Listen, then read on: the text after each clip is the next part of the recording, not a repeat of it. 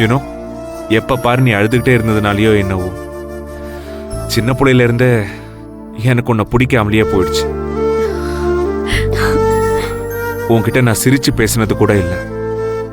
எப்ப பாரு சண்டை, கோவத்துல கத்துறது. இப்ப நினைச்சாலும் நான் எதுக்காக அப்படி பிஹேவ் பண்ணேன்னு எனக்கே தெரியல.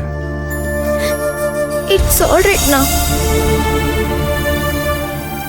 இப்ப கூட நான் அதை ரியலைஸ் பண்ணிருக்கவே மாட்டேன்.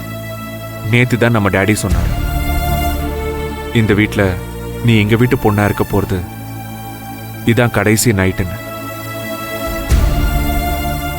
அந்த நிமிஷம், அந்த செகண்ட் எனக்குள்ள ஏதோ ஒண்ணு.